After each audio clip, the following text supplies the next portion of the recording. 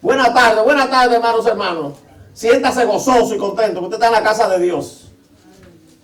El evangelio de hoy, la lectura está en Lucas 9, de versículo 49 al 56. Y hoy vamos a estar enseñando bajo el tema Jesús vino para salvar. Ese es el título del mensaje de hoy. Jesús vino para salvar. Sí, amén. Los que puedan se ponen de pie y me dicen cuando estén listos, porque quiero que nadie se quede sin leer esta palabra, porque es una palabra de poder. Vamos a leerla todo en el nombre del Padre, del Hijo y del Espíritu Santo. Entonces respondiendo Juan dijo: Maestro, hemos visto a uno que echa fuera demonios en tu nombre y se lo prohibimos porque no sigue con nosotros. Jesús le dijo: no se lo prohibáis, porque el que no es contra nosotros, por nosotros es. Cuando se cumplió el tiempo en que él había de ser recibido arriba, afirmó su rostro para ir a Jerusalén. Y envió mensajeros delante de él, los cuales fueron y entraron en una aldea de los samaritanos para hacerle preparativos. Versículo 53. Mas no le recibieron, porque su aspecto era como de ir a Jerusalén. Viendo esto, sus discípulos, Jacobo y Juan, dijeron: Señor, ¿quiere que mandemos que descienda fuego del cielo como hizo Elías y lo consuma? Entonces, volviéndose él, los reprendió diciendo: vosotros no sabéis de qué espíritu sois, porque el Hijo del Hombre no ha venido para perder las almas de los hombres, sino para salvarlas. Y se fueron a otra aldea. Amén. Padre, gracias te damos, Señor, por esta palabra. Te rogamos, Dios mío, que podamos entenderla, Señor. Que se quede en el corazón, que se quede en nuestra mente ahí grabada, Señor, para que la pongamos por obra. Gracias te doy por mí también y te ruego que me dé sabiduría, me dé de nuevo habilidad, flexibilidad para yo poder explicar esta palabra, Señor, con la claridad que merece. En el nombre de Jesucristo nuestro Señor. Amén, y amén. Pueden sentarse, amados hermanos. Gloria a Dios. Jesús vino para salvar. Eso vino Él. Él no vino para perder las almas, ni para juzgar a nadie tampoco. Él dijo que Él no vino para juzgar, sino para salvar. Que el que no le escucha a Él, el que no lo oye, ni pone por obra sus mandamientos y la palabra que Él ha hablado, tiene quien le juzgue. Él dijo: la palabra que yo he hablado le juzgará en el día postrero. Esa palabra le juzgará. Gloria a Dios. Así que nosotros vamos a ser juzgados por lo que dice esta palabra. Aleluya. Aleluya. Bien, amados hermanos, en esta lectura nosotros encontramos varias cosas importantes. Yo las he separado en un bosquejo. Primero, el peligro de formar grupos en las iglesias y de hacer sectas, grupos. Le voy a decir algo. Este señor, apóstol, que aunque en ese momento actuó de esa manera, ha sido uno de los más de los apóstoles que nos ha traído una revelación poderosísima como el libro de Apocalipsis y las 3 cartas que él escribió. El evangelio también fue un hombre bastante prolífero por el espíritu en el evangelio, Juan. Pero miren cómo él pensaba en ese momento. Fíjate, él le dijo a Jesús: vimos a alguien que echa fuera demonios en tu nombre, pero como no nos sigue a nosotros, se lo prohibimos. ¿Se da cuenta, hermano? Nosotros no podemos prohibirle a nadie que haga la obra de Dios. Si está bajo la dirección de Dios, lo que él está haciendo. Le voy a decir por qué. Fíjense, Luego, Juan nos enseña a nosotros, en su primera carta, que esta persona que estaba haciendo ese trabajo había pasado las dos pruebas fundamentales de un ministerio. Primera prueba, la prueba de la doctrina. Primera de Juan 4, de versículo 1 al 3, dice que tenemos que probar los espíritus para saber si los espíritus son de Dios o no. Y dice que el que confiesa que Jesucristo vino en carne y sangre, ese espíritu es de Dios. Pero el espíritu que no confiesa que Cristo vino en carne y sangre, no es de Dios. ¿Saben lo que quiere decir eso? Que Jesucristo era humano como nosotros. Y un espíritu que dice que Jesucristo era un celaje o una imagen o algo parecido, o que vivió como si fuera un espíritu, no es de Dios. ¿Entiende eso? Por eso Jesús se autodenominaba el Hijo del Hombre, para dar a entender que Él era nacido de mujer, igual que todos los hombres. Esa palabra Jesús siempre la usaba, el Hijo del Hombre, el Hijo del Hombre, para dar a entender eso. Entonces, pasó ese hombre la primera prueba de la doctrina, que era eso. Porque había creído en Cristo y estaba haciendo el trabajo por Cristo, en el nombre de Cristo. Segunda prueba que había pasado este hombre era la prueba del fruto. Y esto está en Primera de Juan 2, de 4 al 6 también. Ahí habla de eso. De el amor. Y nosotros tenemos que amarnos nosotros a nosotros, dice ahí Juan. Y dice que el que no ama no es de Dios, sino que es del enemigo. Tiene el espíritu del enemigo. Y Juan, ¿qué pasa contigo? Quiere impedir que la obra de Dios se realice simplemente porque esa persona no va a la par tuya ni dirigiéndote a ti. Yo en una ocasión tuve que oponerme a los pastores, a un grupo de pastores que nos estábamos reuniendo aquí en Líbano, porque ellos dijeron o acordaron, claro, sin autorización mía, porque yo estaba en desacuerdo, que fueran a hacer una lista de todas las iglesias que se estaban reuniendo, en locales comerciales, Besman, donde quiera que fuera, y se lo llevaran a la Mayor, a la que está ahora todavía aquí de Mayor, para que mandaran a la policía y desalojaran a esa gente. Qué triste, hermano, que la persecución venga de nosotros mismos.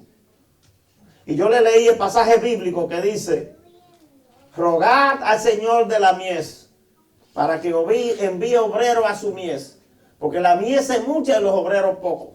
Yo dije, lo que Dios está diciendo es que nosotros debemos de orar para que más gente levante en iglesia. Que nosotros tenemos que orar para que se levanten más pastores, no impedirlo. Y no me quisieron oír ellos. Y hasta ese día llegamos en reunión con ellos. Nos seguimos reuniéndonos porque no vamos a ser copartícipes de eso.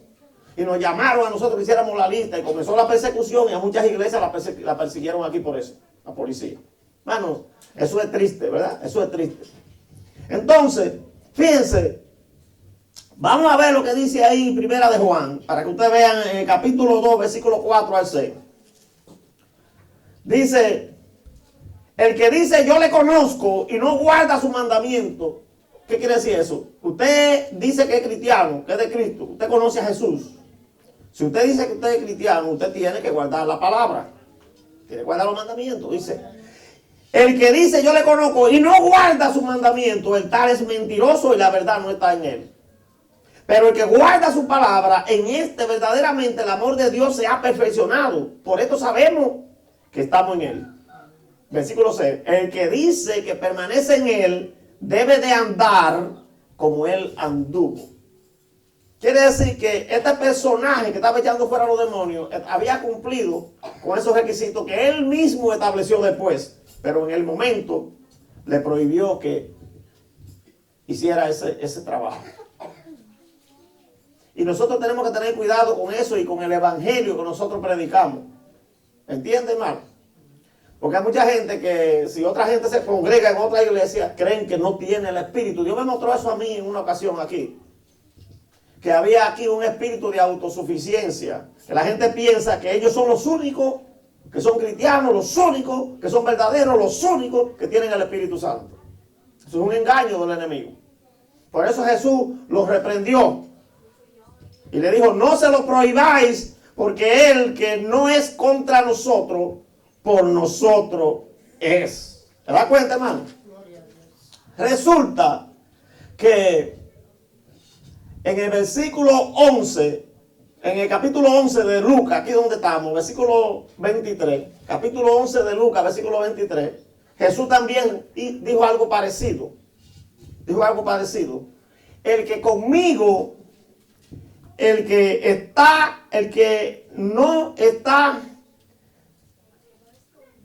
es conmigo, contra mí es. Y el que conmigo no recoge, desparrama. En otra palabra, bota. Entonces, estas dos palabras de Jesús tienen un significado importante. Miren, la que está aquí en el versículo 50 de Lucas 9, no se lo prohibáis porque el que no es contra nosotros, por nosotros es. Se refiere a lo externo, a otra persona fuera de usted, que está allá haciendo una obra. Usted no le prohíba eso, porque si él está predicando en el nombre de Jesucristo y está andando en santo, él es de Cristo también, él es iglesia. ¿Entiende? Pero la otra parte que está en el 11:23, aleluya, el que no es conmigo, contra mí es, y el que conmigo no recoge, desparrama. Eso es un asunto interno, eso es un examen para nosotros mismos. Usted pregúntese, ¿yo estoy recogiendo con Cristo la cosecha de almas? ¿O yo estoy siendo un tropiezo para que alguien no sea salvo ni llegue a la congregación? Pregúntese eso. Porque él dijo que el que no recoge con él está destruyendo, desparramando, botando, siendo tropiezo. Aleluya. Juan aún sigue aquí en su primera carta, en el capítulo 3, yo creo que están allá ustedes conmigo todavía, ¿verdad? De versículo 10 al 15, Juan dice en esto se manifiestan los hijos de Dios y los hijos del diablo. Todo aquel que no hace justicia y que no ama a su hermano, no es de Dios. Porque este es el mensaje que habéis oído desde el principio, que nos amemos unos a otros. No como Caín, oiga bien, que era del maligno. ¿Se acuerdan cuando le hablé del espíritu de Caín? De los 10 espíritus que le hablé, que atacan a la iglesia. ¿Por qué? Porque Caín no cuidó a su hermano, lo mató. Entonces dice, no como Caín, que era del maligno y mató a su hermano. ¿Y por qué causa le mató? Porque sus obras eran malas y las de su hermano justas. Por envidia lo mató, hermano. Hermano mío, no os extrañéis si el mundo aborrece. Nosotros sabemos que hemos pasado de muerte a vida en que amamos a los hermanos. ¿Se da cuenta? Y aún así, aquí en este caso, él estaba diciendo que ese hombre había que prohibirle que siga a Cristo. Y no solamente eso, más para abajo vamos a ver que él pidió que bajara fuego del cielo y consumiera también a los samaritanos. ¿Entiende? Hay que tener cuidado, hermano, no podemos hacer eso. Gloria a Dios. La obra de Dios es de Dios. Nosotros somos obreros igual que cualquier otro. Obreros somos, toditos de la misma viña. Y cada quien recibirá su galardón de acuerdo a lo que haya hecho, sea bueno o sea malo, en el tribunal de Cristo. Aleluya, gloria a Dios. Miren, en el libro de Apocalipsis, en el capítulo 2, versículos 14 y 15, a la iglesia de Pérgamo, Jesucristo le hace un reclamo.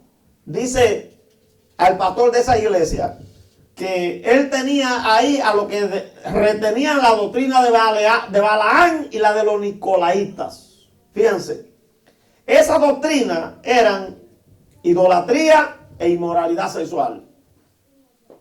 ¿Ustedes se acuerdan lo que yo le prediqué a ustedes y le dije? Que Balaán, como no pudo maldecir al pueblo de Israel, dijo, ok, yo no lo puedo maldecir, pero pone a las mujeres para que ellos vengan, se acuesten con ellas y coman de las cosas que le hacen, que le sacrifican a los ídolos, y también se les hinquen, se arrodillan a los ídolos ahí y lo adoren, a los ídolos de ustedes, para que Dios los rechace a ellos. Eso le dijo Balaán, ese fue el consejo que le dio, y esa es la doctrina de Balaán. Entonces, también tenemos ahí a la iglesia de Tiátira, Apocalipsis 2:20, que el Señor le reclama que él tiene a Jezabel, una profetisa falsa, que ¿qué hacía ella? Lo que hacía era que hacía que el pueblo fornicara física y espiritualmente. O sea, que cometieran, que tuvieran relaciones sexuales sin casarse, pero que también buscaran ídolos, adoraran a los ídolos, que no es Dios. Dios detesta la idolatría, hermano. Él no comparte su gloria con nadie. Si usted cree que usted va a tener la gracia de Dios adorando ídolos, que puede ser cualquier cosa. Los ídolos de este tiempo son modernos. Hasta un teléfono puede ser un ídolo. Un carro, un hijo, no sé, una casa, cualquier cosa que usted tenga. Hay gente que ha perdido la vida en Nueva York por un teléfono porque se le ha caído ahí donde está el tren y se tiran para allá y le pasa el tren por encima. Dígame si no son idólatras eso. Gloria a Dios. Miren, en el versículo 51 dice que cuando se cumplió el tiempo en que él había de ser recibido arriba, fíjense que Dios tiene un tiempo para todo. En el libro de Eclesiastes dice eso, que Dios tiene un tiempo para todo. Pero Jesús tenía su tiempo de su ministerio aquí en la tierra. Y dice aquí, afirmó su rostro para ir a Jerusalén, versículo 51. Recibido arriba. Esto implicaba algo muy importante, que eso resume lo que es el Evangelio de Jesucristo. El Evangelio de Jesucristo. ¿Cuál era eso? Su sufrimiento, muerte, resurrección y finalmente su ascensión al cielo. Ese era el proceso por el cual él tenía que pasar. Y a eso fue que él vino a la tierra. Tenía que pasar por ese proceso doloroso.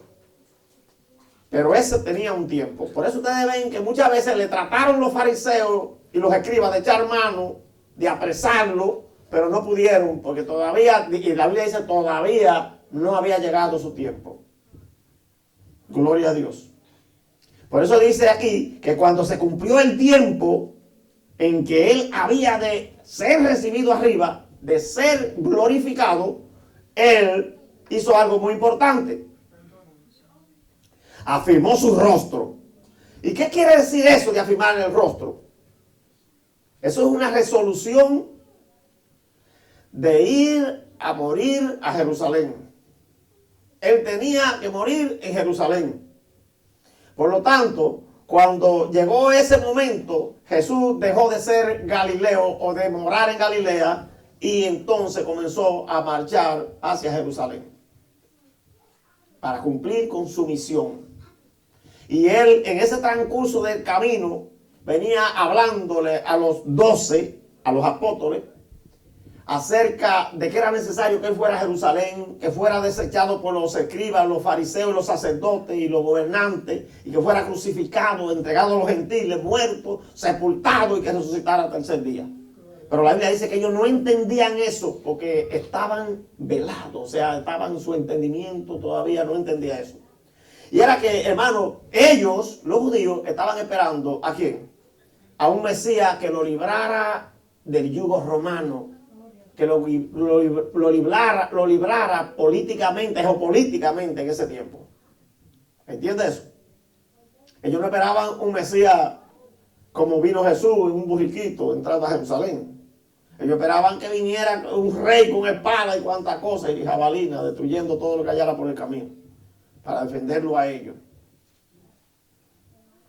Ese rey que ellos esperaban, ese Mesías, va a venir al final de los 7 años de la gran tribulación.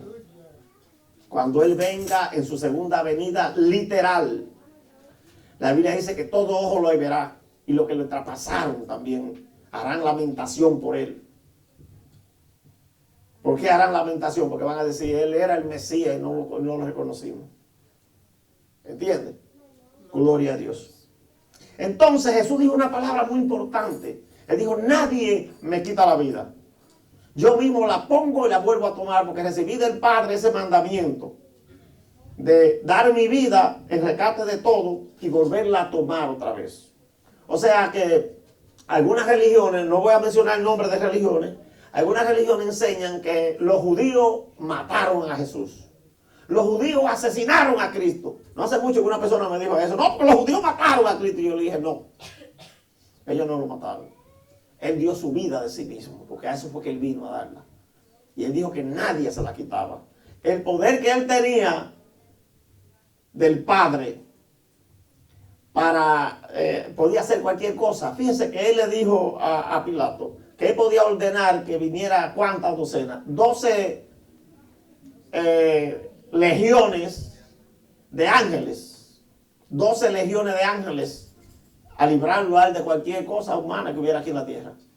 Una legión era acerca de entre 2.000 a 5.000 soldados en ese tiempo. Y si lo contamos a 5.000, entonces serían como 60.000 ángeles que hubieran venido. Entonces imagina cuando un solo ángel en Jerusalén destruyó a 185.000 asirios en una sola noche. Soldados que estaban rodeados, tenían a Jerusalén rodeado. Y esos soldados estaban tendidos ahí. Cuando por la mañana se despertaron ellos y vinieron, todo lo que encontraron fue hombre muerto.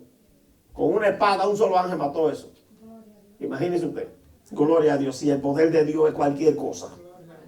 Aleluya. Dale gloria al que vive. Aleluya. Cuando la Biblia dice que él afirmó su rostro, lo que está diciendo es, tomó la decisión, tomó la resolución, estaba dispuesto, estaba decidido a ir a morir en la cruz para redimir a todo el mundo. No solamente a Israel, sino a todo el mundo. Hermano, ese sacrificio de Cristo en la cruz del Calvario es algo extraordinario. Marcó la historia. Marcó la historia, hermano. Cristo marcó la historia. Si usted quiere ver, vaya a un libro de historia mundano por ahí. Usted va a encontrar que dice antes de Cristo y después de Cristo. Cristo marcó la historia. Nadie fue así en la historia nunca. Gloria a Dios. Aleluya.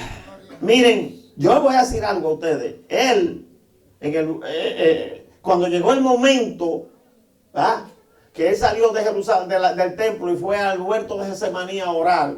La Biblia dice que él oró allí. Gloria a Dios. Aquí en Lucas 22, 39 al 47. Dice que oró allí y pidió algo. Pidió que la copa le fuera quitada. Y la Biblia dice ahí, en este libro de Lucas, que de su frente caían gotas de sudor como si fueran gotas de sangre. ¿Usted sabe lo que significa eso? Aflicción. Agonía. La muerte. No es fácil. Y muchos cristianos piensan que cuando se conviertan van a dejar de sufrir. Ese no es el evangelio de Jesucristo, dejar de sufrir. ¿Saben por qué? Porque él dijo, el que quiera venir en pos de mí, tome su cruz de cada día y sígame. Y tomar la cruz de cada día es tomar todos esos sufrimientos que él llevó. Es hacer como él hizo. Es afirmar el rostro para estar dispuesto a llevar el vituperio de Cristo y a vencer. ¿Entiende? No es pare de sufrir, no, como dicen algunas religiones. Va a haber sufrimiento, pero fíjate que él dijo, mi carga, ¿cómo es la carga de él? Y mi yugo es fácil. Porque no lo llevamos solo, él te va a ayudar a llevarlo. Confía en él, pon tu fe en él, espera en él. Aleluya. Porque él dijo, el que cree en mí, aunque esté muerto, vivirá. Santo Dios. Eso es lo que pasa con eso. Nos enseñó algo muy importante en esa oración Jesús. Él dijo, orad para que no entren en tentación. Y me gusta lo que dice Lucas ahí, porque él lo mencionó 2 veces. Jesús mencionó 2 veces en 2 versículos. Él lo dijo en el versículo 40, Lucas 22, 40 y Lucas 22, 46. Orad para que no caigan en tentación. El poder de la oración es lo que nos libra a nosotros de la tentación, del pecado, del maligno. Nos libra. Gloria a Dios, aleluya. Fíjense que dice que él envió, en el versículo 52, dice que envió mensajeros delante de él, los cuales fueron y entraron en una aldea de los samaritanos para hacerles preparativos. ¿Preparativo de qué? De que él fuera a predicar, hermano. Él venía en campaña. Y entonces quería que alguien lo esperara allí para él hablarle del evangelio, de la palabra de Dios. Pero cuando fueron, dice aquí la palabra de Dios, que ellos no lo recibieron los samaritanos. No fueron amigables con Juan y el hermano. ¿Verdad? Porque fueron ellos que fueron, Jacobo y Juan, ellos eran hermanos, los hijos de Zebedeo. Y dice que cuando regresaron, le dijeron ellos al Señor Jesús, en el versículo 54, quiere que mandemos que descienda fuego del cielo, como hizo Elías, y los consuma. Ellos sabían que si Jesús decía así, el poder de la autoridad de Jesús iba a hacer eso. Porque ya ellos habían sido enviados con Jesús, con la autoridad de levantar muertos, sanar enfermos, hacer muchos milagros y prodigios, y lo hicieron. Echar fuera demonios, y lo hicieron. Entonces ellos dijeron, eso nos enseña a nosotros que tenían fe. Ellos sabían que si Jesús decía sí, la orden, lo harían. Pero fíjense una cosa, que eso es un espíritu de destrucción. No quiere decir que Elías tenía ese espíritu de destrucción, porque los ministerios son en diferentes situaciones. Elías, Segunda de Reyes 1, anótelo, Segunda de Reyes 1, del 10 al 15, él estaba en el Monte Carmelo y Acab, el rey de Israel, hombre malísimo, idólatra, esposo de Jezabel, lo mandó a buscar preso. ¿Ustedes creen que era para tenerlo preso ahí? Era para matarlo.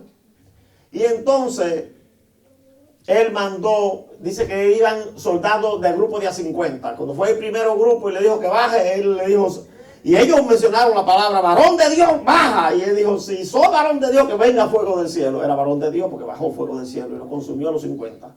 Y así fueron la segunda vez. Y cuando vino el tercero, dice la Biblia que se tiró de rodillas y dijo, Dios, Señor mío, ten misericordia de tu siervo. Ya dos partidas de A50 han sido consumidas con fuego. Ten misericordia de mí, dice, le rogó, dice la Biblia. ¿Se da cuenta cuando uno ruega, hermano? Ten misericordia de mí. Ven. Y el ángel de Jehová le dijo a Elías, ve con él ahora, desciende. Y no murió eso, hermano. ¿Se da cuenta cuando uno ruega? Ese ruego es una señal de que cuando usted le ruega a Dios, Dios oye también su oración. Porque ese ruego de ese hombre lo oyó Dios y le dijo a Elías, desciende con él. Y él salvó su vida, no murió. Gloria a Dios. El ministerio de Elías era un ministerio fuerte, hermano, porque esa gente, tanto él acá, era un perverso como la mujer también, toditos eran idólatras. Eso tenían profetas de los Baales y de todos los ídolos malvados. Que Elías fue enviado a Israel. Le voy a decir a ustedes qué es lo que pasaba con Israel. Miren, cuando Israel vino de Egipto, era Israel. Las 12 tribus de Israel eran los 12 hijos de Jacob. Esas eran. Cuando llegaron de Egipto a la tierra prometida Canaán, ellos eran Israel. Pero cuando Salomón fue rey, Salomón hizo algo que Dios le había dicho que si lo hacía, iba a dividir el reino. Miren, ese hombre tenía 1000 mujeres. Tenía 300 esposas reinas y 700 concubinas a cargo de él. Y esas mujeres, dice la Biblia, que cuando ya él estaba viejo, lo llevaron a ser ídolo a los dioses. Él puso acá un ídolo en Jerusalén. En el templo que él mismo había construido, que había visto la gloria de Dios allí en ese templo, él puso un ídolo ahí. Hermano, mire, y Dios se enojó con eso y dividió el reino. Entonces se dividió en dos. Un hijo de Salomón, el mayor, se llamaba Roboán, fue rey en Judá, en Jerusalén. Y eso incluía también a la tribu de Benjamín. Pero las demás tribus se fueron con Jeroboam, hijo de... Ese hombre hizo cosas terribles, hizo toro de oro para allá para que lo adoraran. ¿Por qué razón? Porque no podía venir, él no quería que la gente de Israel viniera a Jerusalén a adorar a Dios ahí en el templo que había hecho Salomón. Y Dios había dicho que era un solo sitio que había que adorar, donde Él dijera. Y Dios dijo que ahí era que se había que adorar a Dios en Jerusalén. ¿Se da cuenta, hermano, la bendición que Dios le ha dado a nosotros con Jesucristo? Porque cuando Jesucristo murió en la cruz de Calvario sucedió algo especial. La Biblia dice que el velo del templo se rasgó en dos de arriba abajo. Y dice más, dice que en señal de que en el velo de su cuerpo Cristo había eliminado las enemistades que había entre nosotros y Dios por el pecado. Nos había reconciliado. Y lo primero que hizo eso, cuando Jesús entregó el Espíritu, que dijo consumado es, y murió. Y ese velo se rasgó en dos. Es que se acabó el asunto ese de estar haciendo expiación una vez al año en el santuario, que lo hacía el sacerdote, el sumo sacerdote. Entraba una vez al año, el día de la expiación de Yom Kippur, el día del perdón, una vez al año. Y no entraba con su propia sangre porque él era humano y era pecador. Tenía primero que hacer expiación por el pecado de él, con sangre de toro. Y después iba a hacer expiación por el pueblo, él. Pero si él no hacía expiación por él, se moría, porque acuérdese que él era pecador también. Diferente a Jesús, que no era pecador. Y como no era pecador, la sangre de él nos limpia de todo pecado. Y entonces esa fue la primera cosa que pasó. La otra cosa que pasó fue que Jesús nos hizo a nosotros reyes y sacerdotes cuando eliminó el velo. Porque entonces ahora nosotros podemos entrar a su presencia libremente. Usted puede pedirle a Dios donde usted quiera. Jesús dijo a la mujer samaritana que Dios anda buscando verdaderos adoradores. Adoradores que le adoren en espíritu y en verdad. Y le dijo, ni es en Jerusalén ni es aquí en Jerezín. Es gente que adore a Dios de corazón, con todo el alma. Eso es lo que Dios anda buscando. Eliminó los lugares. Ese fue el tercer punto que pasó. Que se acabó el estar en un lugar, en un templo. Dios no mora en templo hecho a mano de hombre ahora. ¿Dónde Dios mora? En cada uno de nosotros, hermano. Cada uno de nosotros tiene el Espíritu Santo. Nosotros somos el templo de Dios. Por eso que no tenemos que tener cuidado con este cuerpo. Porque este cuerpo es templo de Dios. Y no es nuestro, es de Dios. Gloria a Dios. Aleluya. Entonces, fíjense, el ministerio de Elías fue perfecto en eso. Ahora fíjense una cosa. Aquí, cuando los samaritanos no lo recibieron, que no fueron amigables con él, nosotros vemos que en el capítulo 4 de Juan, cuando Jesús tuvo el encuentro en Sicar, en el pozo de Jacob con la samaritana, ellos sí fueron amigables, ¿sí o no? Los recibieron y la Biblia dice que se convirtieron y le pidieron a él que se quedara 2 días más con él, con ellos explicándole el evangelio. ¿Sí o no? Entonces, la Biblia dice aquí que a ellos les parecía que era como que él iba para Jerusalén, no a quedarse con ellos ahí.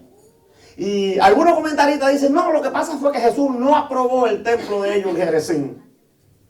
Les voy a decir algo. Miren, los samaritanos eran samaritanos porque ellos fueron los primeros. Ese reino de Israel que yo le estaba explicando ahorita, ese reino de Israel fueron los primeros que por idólatra y todas esas cosas que hicieron, Dios lo mandó al exilio. Permitió que un rey asirio, fíjense, asirio, no sirio, porque eran dos cosas diferentes. Siria y Asiria eran diferentes. La capital de Siria es Damasco, y cuando esa vez era Damasco todavía. La capital de Asiria era Nínive y no existe. Eso fue destruido, el reino de Asiria. No existe. ¿Ok? Ese reino cayó en manos de los medos persas y después de los persas y desapareció. Gloria a Jesús. Ese rey asirio, que se llamaba Salmanasar, siendo Oseas, el hijo de Ela, rey de Acab, rey de Israel, Oseas, hijo de Ela, rey de Israel, él vino y se lo llevó preso a Siria, a todo ello. A esa parte de Samaria era la capital de Israel, se lo llevó preso y dejó eso limpio. Miren, les voy a decir lo que están anotando, anoten. Segunda de Reyes 17, del 5 al 41, está toda esa historia. Toda esa historia. La razón por la que los judíos y los samaritanos no se llevaban entre sí era porque los samaritanos no eran judío puro.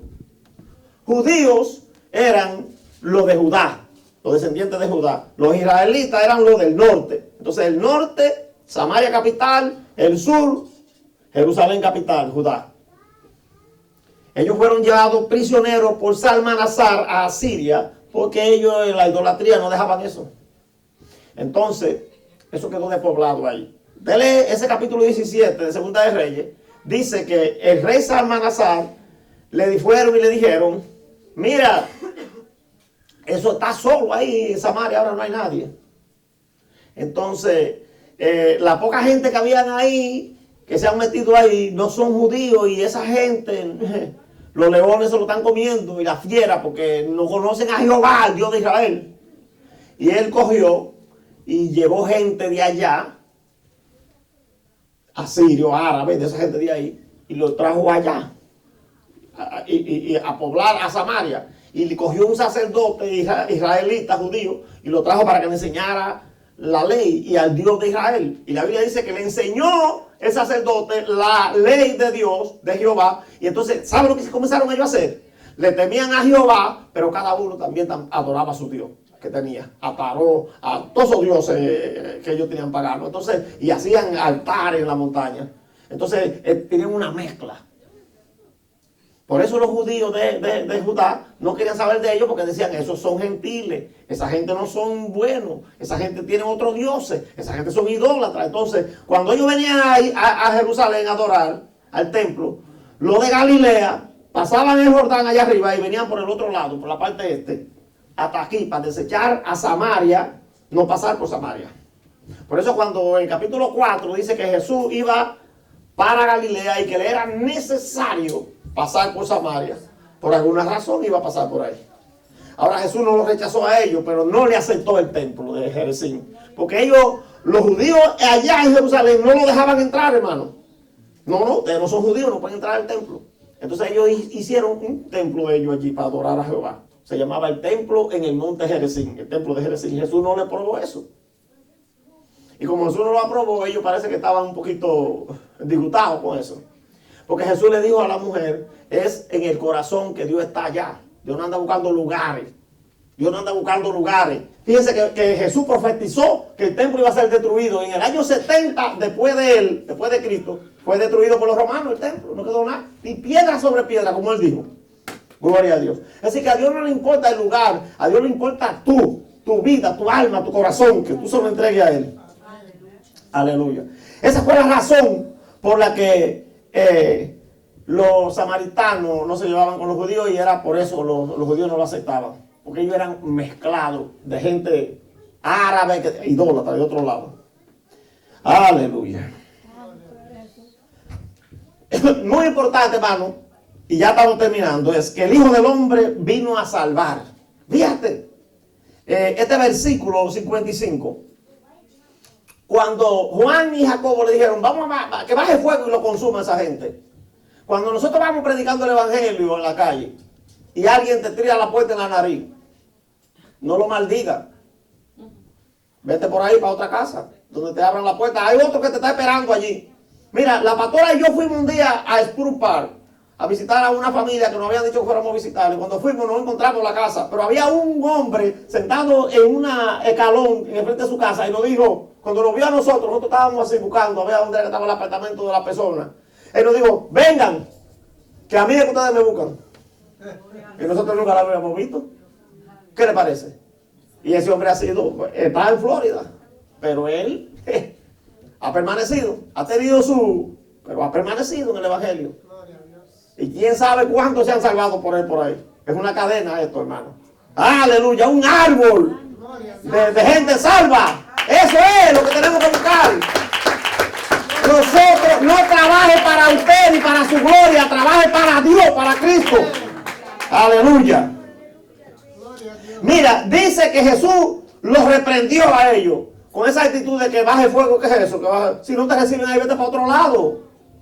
Vete a otro lugar. Ya Jesús se lo había dicho a ellos: si no te reciben, sacúdele la sandalia de tus pies, sacúdele ahí el polvo contra ellos y vete. Búscate otro lugar donde te reciban. Hay otro lugar que necesitan a uno. Pablo estaba predicando allá en Asia y vio una visión a un varón que le decía, pasa para acá a Macedonia y ayúdanos. ¿Y qué hizo él? Allá se fue para Macedonia. El Espíritu lo envió a Macedonia y fue tremendo lo que pasó ahí. Hay que ser orientado por Dios, hermano.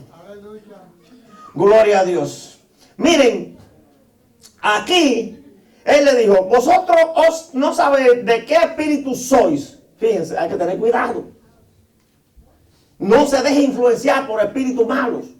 Porque hay gente que no son poseídos, gente cristiana estoy hablando, no son poseídos, pero son influenciados por el enemigo. Si uno no está orando, fácilmente puede ser influenciado. Por eso Jesús le dijo, ustedes no saben de qué espíritu son. No tenían el Espíritu Santo entonces porque querían asesinar. Fíjate, Jesús le dijo, porque el Hijo del Hombre no ha venido para perder las almas de los hombres, sino para salvarlas. Cristo vino a dar vida. Él vino para que tengamos vida y vida en abundancia. El diablo vino para robar, matar y destruir, pero él vino para deshacer las obras del diablo y para dar vida y vida en abundancia. El que quiera tener esa vida, que lo siga, que le obedezca. Gloria a Dios. Y dijo algo muy importante en el versículo Juan capítulo 3, versículo 14. Él dijo, y como Moisés levantó la serpiente en el desierto, así es necesario que el Hijo del Hombre sea levantado. Porque de tal manera amó Dios al hombre, al mundo, no al hombre, al mundo, que dio a su único Hijo para que todo aquel que en él crea no se pierda, sino que tenga la vida eterna. Y dice el versículo 17, porque el Hijo del Hombre no vino para condenar al mundo, sino para que el mundo sea salvo por él. Aleluya.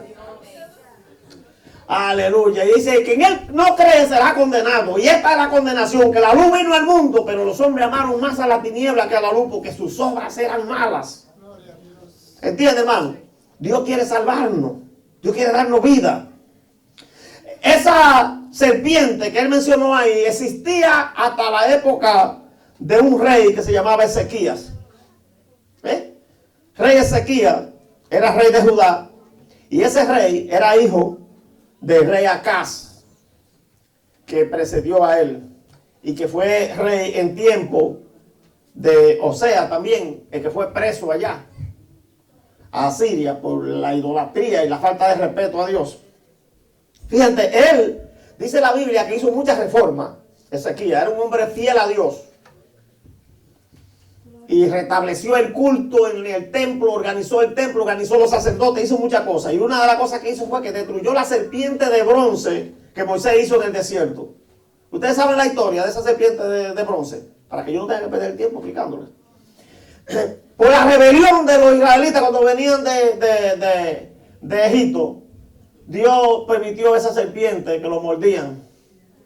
Y si cuando lo mordían en el desierto, ¿saben? Yo no sé si ustedes han visto videos del desierto, pero las serpientes del desierto son del mismo color de la arena y tú no la ves, están metidas dentro de la arena. Cuando tú vienes a ver, ya tú la pisaste y te mordió. Ahí hay una serpiente malísima, venenosa. Y dice que esa serpiente, esa víbora, lo picaban y habían muerto mucha gente. Como 23,000 habían muerto. Y entonces